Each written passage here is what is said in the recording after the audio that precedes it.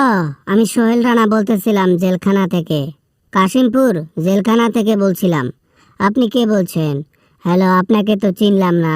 Hello, কে বলছেন আপনি? বেটা, বাংলাদেশের পিএম বলতেছিলাম, তারেক রহমান। ইচ্ছা তো করতেছে তোকে জনগণের হাতে তুলে দেই, দিয়ে আমি একটু তামাশা দেখি জনগণ তোকে নিয়ে কি করে। তুই যে অপরাধ করছিস, মনে হয় এটাই করা উচিত। স্যার স্যার স্যার গো গো স্যার স্যার, আমাকে ক্ষমা করে দেন স্যার, ক্ষমা করে দেন। ভুল হয়ে গেছে। এই ভুল আর জিন্দেগিতে করব না। আর বিশেষ করে ডিম দেওয়াটা একটু বন্ধ করবেন স্যার, নিতে পারি না আর। বেটা, তোর যে বড় অপরাধ, এ অপরাধের জন্য তোকে সারা জীবন জেলের মধ্যে থাকতে হবে এবং সারা জীবন তোর পেছন দিয়ে ডিম যাবে। এটাই হওয়া উচিত। তারপরেও মনে হচ্ছে যেন শাস্তিটা একটু কম কম।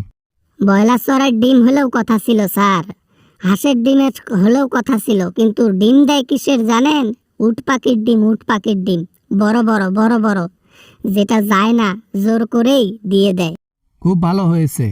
আমার মাঝে মাঝে ইচ্ছা করে তোদের মতো লোক দুনিয়াতে কেন বসবাস করে। আল্লাহ তাআলা তোদেরকে নিয়ে যেতে পারে না? খারাপ মানুষকে দুনিয়াতে কেন রাখছে? এগুলাকে নিয়ে যেতে পারে না? না, মানে আমার পস্তাইতে জীবন শেষ স্যার, পস্তাইতে জীবন শেষ। আমি যে কোন ঝড়ে কোন কাজ করে ফেললাম নিজেও জানি না। আর এখন মাথা ঠান্ডা হওয়ার পর বুঝি যে কি ভুল আমি করেছি। শুধু ভুল নয়, এটা একটা অনেক বড় অপরাধ, যে অপরাধের জন্য জনগণ এখনো কাঁদে, চোখের পানি ফেলে। আরে বেটা, মেয়েটা কি দোষ করেছিল রে? এত পিচ্চি একটা মেয়ে। প্রথম থেকেই আমি অনেক খারাপ ছেলে ছিলাম স্যার, খারাপ ছেলে ছিলাম, এখনো আছি। কিন্তু আজে বাজে কাজ করতে করতে কখন যে বাজে একটা বড় কাজ করে ফেলে দিলাম নিজেও কইতে পারি না। অনেক ইমোশনাল কথাবার্তা হয়েছে। এখন পয়েন্টে আসি। তোমার শাস্তি হবে খুব শীঘ্রই। জনগণকে দেখিয়ে দেব আমি যে আমিও সুষ্ঠু বিচার করতে পারি। আর এইটা দেখে জনগণ বুঝবে তারেক রহমান যে বিচারটা করলো, এইটা দেখার পর দ্বিতীয়বার এরকম অপরাধ বাংলাদেশে আর কখনো করবে না কেউ।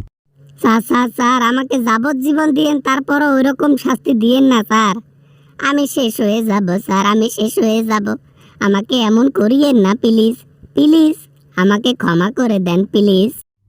এ অপরাধ পকেট মারের অপরাধ নয়, এটা কোনো চুরির অপরাধ নয়। এ অপরাধ কখনো মাপ করার মতো নয়। তাই উল্টাপাল্টা কান্নাকাটি করে কোনো লাভ হবে না, শাস্তি অনিবার্য।